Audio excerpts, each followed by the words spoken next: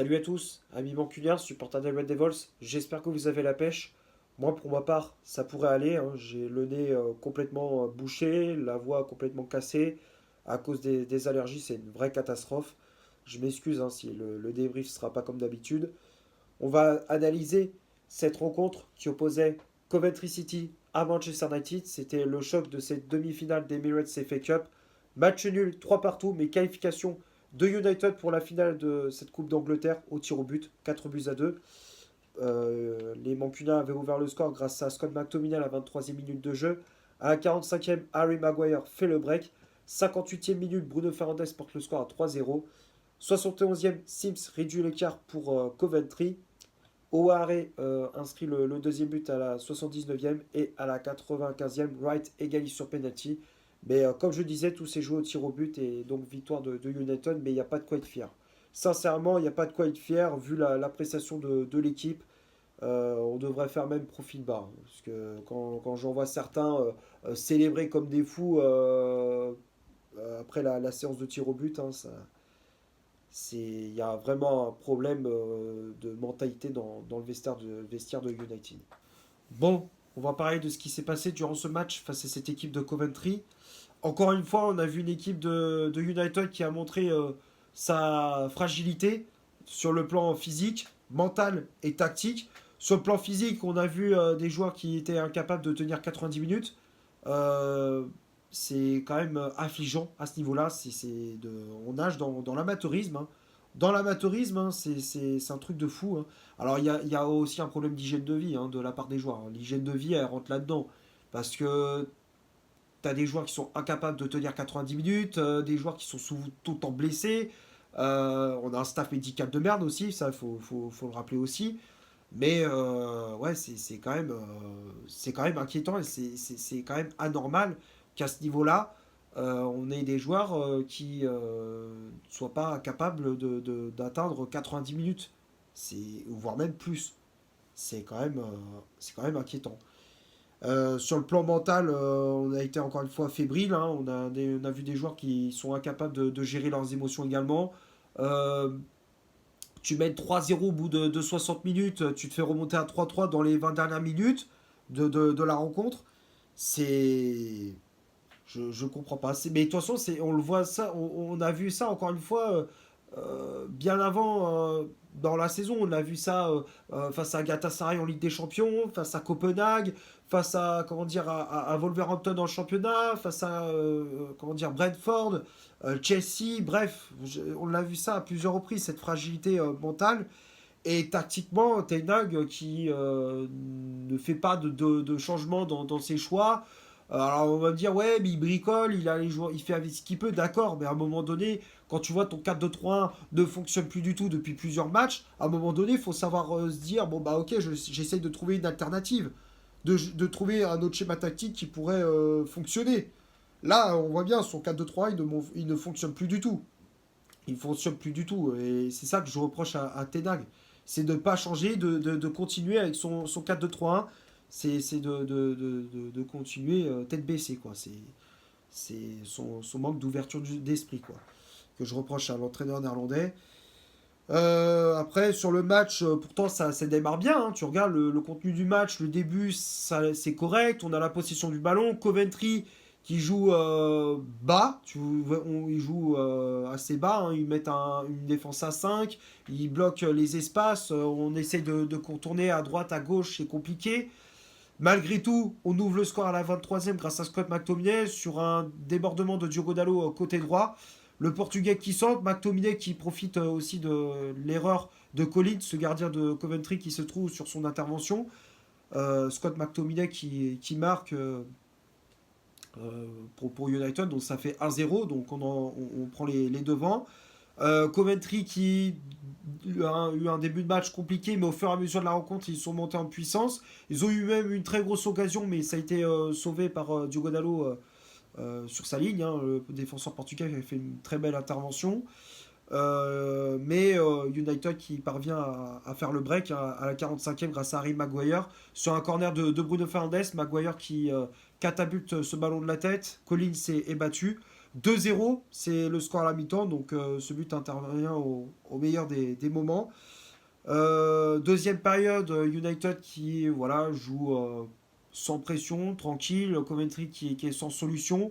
On met ce troisième but à la 58e avec Bruno Fernandes sur une contre-attaque, avec Rashford. Les deux essayent de combiner ensemble. Il y a un peu comment dire, de déchets dans le jeu de Rashford.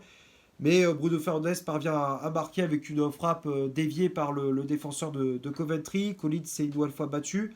3-0, donc là tu dis le match il est plié. Le match il est plié, Coventry va jamais revenir. Et non, encore une fois, on a vu à United qui faisait du grand n'importe quoi. À partir du troisième but, c'était la fête du slip. C'est, waouh, allez, on lâche, on fait du grand n'importe quoi, on s'en bat les couilles, on s'en bat les couilles. C'était exactement ça. Le jeu de United à partir du troisième but, c'était du grand n'importe quoi. 71e, Sims qui inscrit le premier but pour Coventry dans ce match. Sur un centre venant de la droite, l'alignement de la défense est catastrophique. Dallo, je ne sais pas où il est, mais il est à la ramasse. Casemiro, dans la surface, je ne sais pas pourquoi il est au second poteau alors qu'il devrait être sur le joueur de Coventry. Ouais, le but, c'est du grand n'importe quoi. L'alignement, il est complètement désorganisé. Donc Sims qui en profite pour marquer, donc ça fait 3-1. Et derrière, bah, on joue à se faire peur. Coventry qui met de plus en plus de la pression devant le but d'André Onana. 79e, O'Hare qui marque ce deuxième but avec un but. Alors il y a beaucoup de réussite, hein, la frappe. Alors bon, c'est une erreur aussi d'Aaron Wan-Bissaka qui se retourne. Alors je comprends pas pourquoi il se retourne alors qu'il devrait justement aller sur le joueur de Coventry au lieu justement de se tourner lors de la frappe. Et bah, ça a été dévié, le ballon qui flotte dans les airs avant de retomber dans les buts d'Onana qui était resté sur ses appuis. 3-2. Et là, on prend une pression de malade. Onana qui fait des arrêts quand même monstrueux, hein. Il nous sauve, il évite la catastrophe. Et à la 95e, bah, on fait encore une connerie. On concède un penalty. Encore une fois, c'est toujours. Tu regardes les matchs de United, c'est toujours la même chose. À chaque fois, on met nos scores. À chaque fois, on fait des conneries. Manque de concentration, manque de discipline. Et voilà, la sanction tombe. 95e minute, on fait une faute bête. Wan-Bissaka qui défend les bras levés. Franchement, c'est du grand n'importe quoi. Je sais pas ce que fait Aaron Wan-Bissaka sur cette action. Normalement, tu restes les bras collés. Normalement, jamais il y a pénalty. Enfin, encore une fois, c'est des erreurs stupides. Wright qui marque sur penalty, prend un contre-pied au Nana. 3 partout. Après, c'est les prolongations. Ça va d'un but à l'autre. Fernandez qui avait trouvé à un moment donné un transversal de Collins. Et dans les dernières minutes, il y a ce but de Victor Thorpe qui est refusé pour un enjeu d'un millimètre. Hein, comment dire je ne sais plus qui c'est qui fait la passe. Je crois que c'est Sims qui fait la passe pour Thorpe. Mais le but a été refusé pour un hors-jeu d'1 millimètre. Hein. Franchement, ça joue à rien. Moi, je dis, on s'en sort très très bien. Mais ça m'aurait pas étonné, tu vois. Si Coventry avait marqué ce quatrième but, hein, si le but était validé, ça m'aurait pas étonné. Ça aurait été amplement mérité. Hein. Parce que là, cette année, on mérite rien, United. On mérite rien. Vu la mentalité, la fragilité. Enfin, bref. On mérite rien cette année. On mérite rien. Et c'est vraiment un hold-up, hein, cette demi-finale. On gagne au tir au but et puis derrière. Alors ça, il y a un truc qui m'énerve de ouf. Tu as droit de chambrer, tu as droit de faire du trash talking, comme on dit au basket ou même au football. Hein. Ça arrive souvent, le trash talking, le chambrage. Mais il y a des limites, t'as pas de dépasser. Quand tu vois, tu te fais balader par Coventry à partir de la 70e, il y a un moment donné, il faut que tu sois un peu plus humble, tu vois, tu aies un peu plus d'humilité. Bah apparemment, il y a des joueurs qui n'ont pas cette mentalité, hein. N'est-ce pas, Anthony? Je vais te mettre l'image, hein, là ou là, bref, tu vas voir. L'image de la célébration d'Anthony, c'est du grand n'importe quoi. Le mec, on est qualifié pour la finale. Le mec, il fait ça devant les joueurs de Coventry. Le mec, il fait ça. Et ça, et le mec, il ose charrier les joueurs de Coventry. Alors que tu t'es fait balader à partir de la 70e minute. Surtout qu'Anthony, je suis désolé, hein, il devrait surtout pas faire ça. Hein. Parce que quand tu vois son entrée en jeu, Le mec, on a joué à 9. Voilà, on a joué à 9 contre 11 parce qu'au Lyon, il a été transparent, on jouait à 10. Mais quand Anthony il est rentré à la place de Garnacho à la 67e, on a joué à 9. On a joué à 9 contre 11. Parce qu'il a servi strictement à rien, Anthony. Donc je vais te dire, moi je suis l'entraîneur, si j'ai vu mon joueur faire ça, il s'en prend une directe. Hein. Il doit fermer sa gueule, Anthony. Il doit pas répondre, il doit pas faire ça. Je suis désolé. C'est. Tu vois bien qu'il y a, comme je te dis, il y a vraiment un problème dans le vestiaire de United, dans la mentalité. Il y a des joueurs qui ont un melon, mais c'est impressionnant. Il y a un melon non mais, j'en reviens pas. Franchement, j'en reviens pas. Surtout qu'un joueur comme Anthony, excuse-moi, il a rien prouvé dans le football professionnel. Il a rien prouvé, ce mec-là. Il est même pas Ballon d'Or, il a même pas gagné de Ligue des Champions, il a rien fait, ce mec-là, dans le football. Il a même pas de Coupe du Monde, rien, rien. Le mec, il a rien fait dans le football et il ose charrier, se prendre pour un grand joueur. T'es rien du tout, mec. Franchement, faut le dégager, ce joueur, à la fin de la saison. Franchement, j'en peux plus. J'en peux plus d'Anthony. C'est. C'est une horreur. Hein. De voir Anthony jouer sous le maillot du United, c'est une vraie torture. Pour nous, les supporters de United, c'est une vraie torture. Voilà. Donc on est qualifié, mais comme je disais, il n'y a vraiment pas de quoi y faire. Maintenant, on va passer à la composition d'équipe qu'Erik Ten Hag a alignée pour ce match. L'11 de départ se fiche juste ici, donc l'entraîneur néerlandais qui a remis à nouveau son 4-2-3-1, avec André Onana dans les cages. La charnière centrale, c'était Harry Maguire associé à Casimiro, Casimiro qui jouait un poste hybride. Les latéraux, on avait Diogo Dalot à droite, Aaron Wan-Bissaka à gauche, Kobe Mainu et Scott McTominay au milieu de terrain, Bruno Fernandes en numéro 10 avec le brassard de capitaine, Alejandro Garnacho milieu latéral droit, Marcus Rashford milieu latéral gauche et en pointe le Danois Rasmus Højlund. Les changements effectués par l'entraîneur des Red Devils, donc on a vu l'entrée en jeu de Christian Eriksen, ça faisait un bail qu'on ne l'avait plus vu jouer un match. Le Danois qui est rentré en jeu à la place de Kobe Mainu au milieu de terrain. Amad Diallo qui est entré en jeu à la place de Rashford, sorti sur blessure, je crois qu'à la fin il boitait. Anthony qui est entré en jeu à la place d'Alejandro Garnacho. Et pour finir, l'entrée du jeune Omari Forson à la place de Scott McTominay. Que dire sur cette compo, bah, c'est toujours la même chose, du bricolage, hein, c'est tout le temps les mêmes choix, les mêmes changements. Y a aucune innovation, y a rien. Alors on va me dire, oui, c'est les blessés, il fait ce qu'il peut, d'accord, mais à un moment donné, il y a des jeunes, tu peux leur faire confiance aussi. Il y a des joueurs, par exemple, on les voit quasiment jamais. Amad Diallo, on le voit quasiment jamais. Omari Forson, on le voit quasiment, on le voit pas non plus. Eriksen non plus, tu lui donnes plus de temps de jeu. Il y a ça aussi. C'est à un moment donné, faut faire des choix aussi. Eriksen pour apporter une touche technique au milieu de terrain parce que c'est pauvre. Voilà, de temps en temps, Eriksen au milieu de terrain, ça ferait pas de mal. Mais non, lui, il préfère non, tout le temps Kobe Mainu, Casemiro, Kobe Mainu, Casemiro. Alors, à un moment donné, ça a fonctionné. Mais là, on voit bien Casemiro, là, il est joué défenseur central, mais Casemiro, en ce moment, c'est pas ça. Mainu, ok, il apporte de l'énergie, du mouvement, mais c'est insuffisant. McTominay, bon, c'est un coup, c'est bien, un coup, c'est pas bien. C'est coup-ci, coup-ça, donc ouais, c'est compliqué, quoi.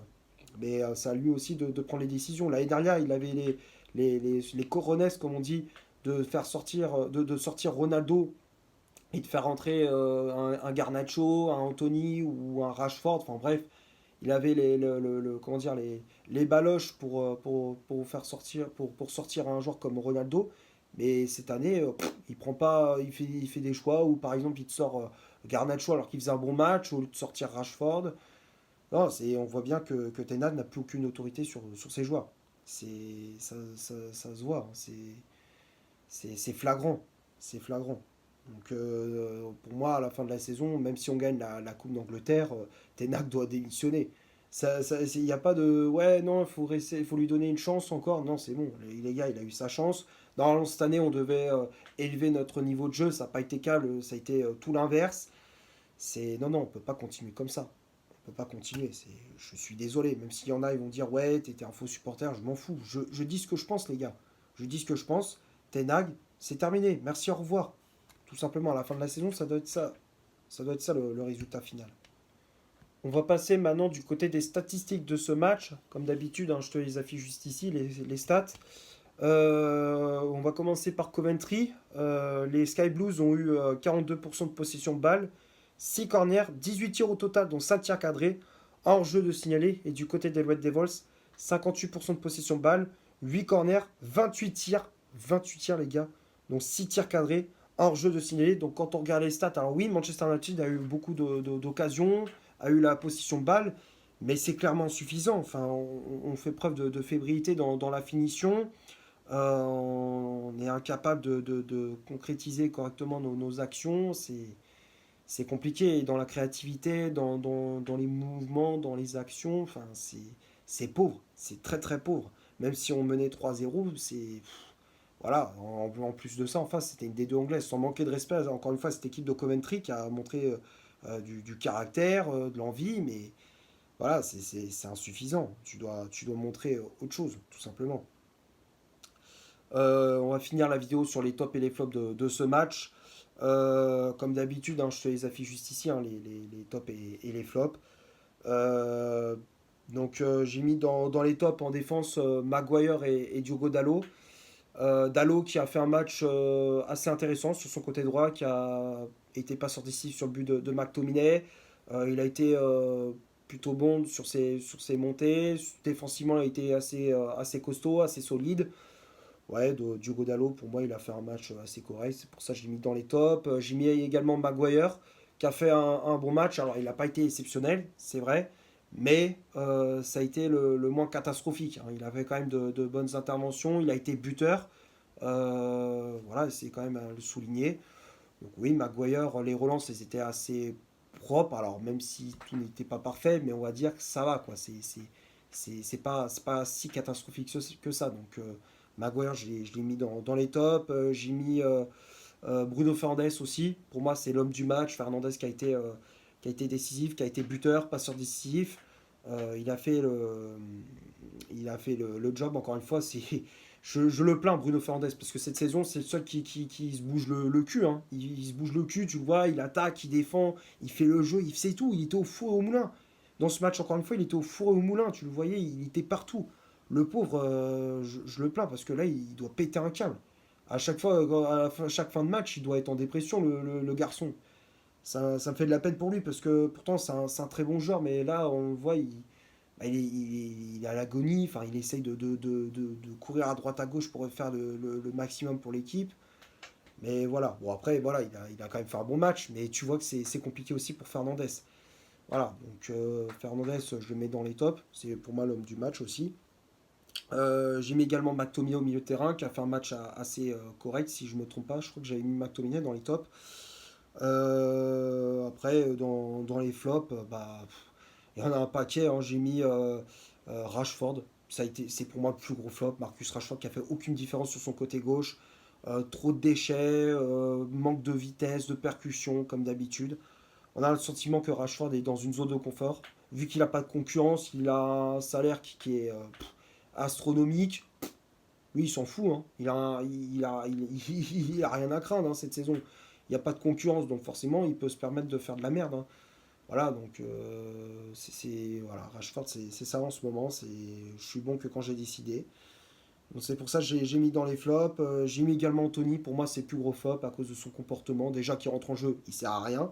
Mais en plus, il ose chambrer les joueurs de Coventry à la fin des tirs au but.